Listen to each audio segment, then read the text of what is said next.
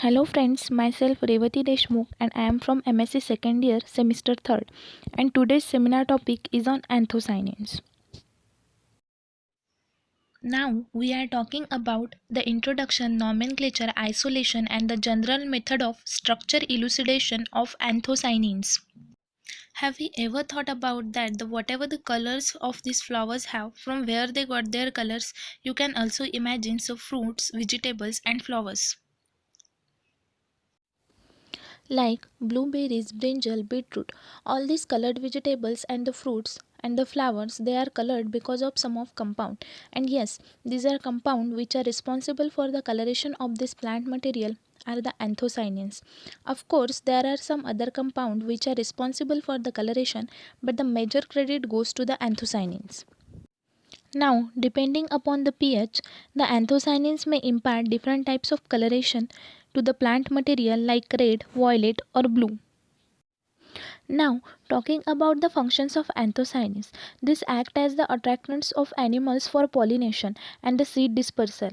They also protect the plant from the attack of insect. They are very good free radical scavengers. That's why anthocyanins are also known as the very good antioxidants. Anthocyanins also inhibits lipoprotein oxidation and the aggregation of platelets. You must be wondering that why these anthocyanins are colored in nature. This is because of the presence of high degree of conjugation. You can see a lot of structures are in resonance with each other because of the lot of conjugation. Now, if we talk about the nomenclature of anthocyanins, this is the basic structure of anthocyanins which is present in all the compound. We can see here that we have three rings A, B and C. We number them as 1, 2, 3, 4, 5, 6, 7, 8 and 9, 10. And for this B ring, we number it as 1 dash, 2 dash, 3 dash, 4 dash, 5 dash and 6 dash. So we start the numbering from the oxygen atom. You must be thinking that why we are not naming it as A ring and B ring and C ring respectively. Actually, when we discuss about the biosynthesis of lavenders, then we will see that this A ring and B ring, these two rings comes from the different pathway, and the C ring is formed when these two rings are joined together. So this C ring is formed later, but A and B rings are actually present during the biosynthesis. That's why we name them as ring A, ring B and ring C, and this is the structure of flavinium chloride. Now let us see the effect of pH on anthocyanins. Why these anthocyanins have different type of coloration of at different pH. When the pH is 4, the cyanine chloride is red in color. When we add sodium acetate, then the pH becomes nearly equal to the neutral and the pH is 8. Then it becomes a violet in color. You can see the change in position of the double bond and the conjugation is changed in the color.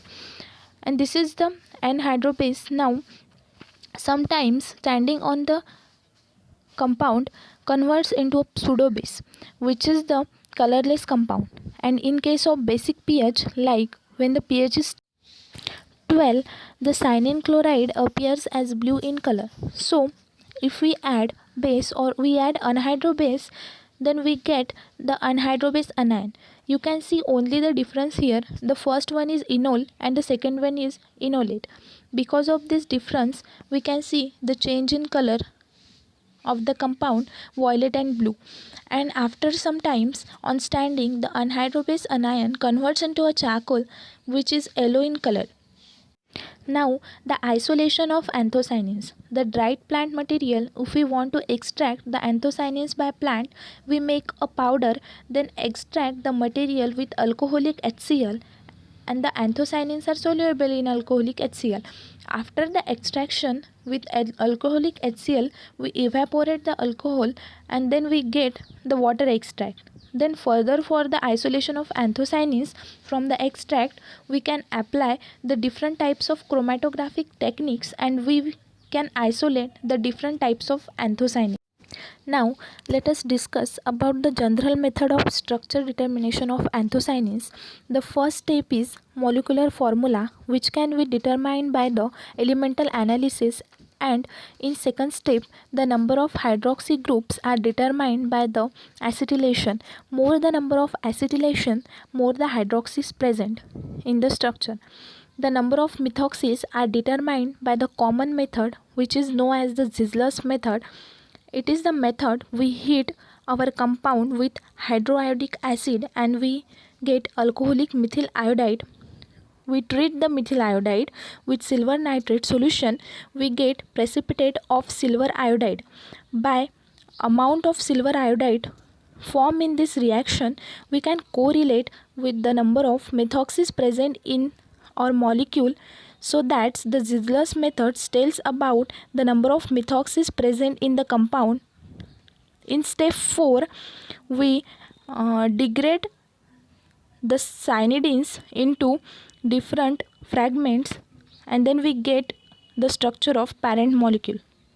Now the example, if we have only hydroxyls in the compound, we treat them with the concentrated KOH solution and we get two fragments. The first one is fluoroglucinol and the second one is protocachoic acid.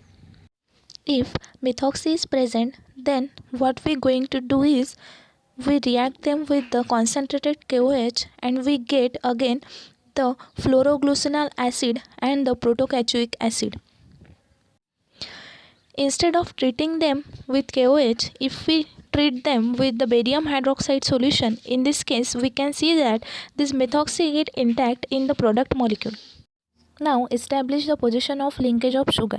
In first step, all these hydroxyls will be protected by converting them into methoxyls, and in second step, we hydrolyze sugar with HCl. After the treatment with sugar, the sugar compound get converted into hydroxyls.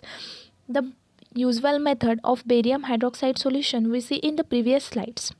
If we have sugar at C3 position, we treat it with hydrogen peroxide and acetic acid and we get this compound. If you want to read more about anthocyanins, these are some references.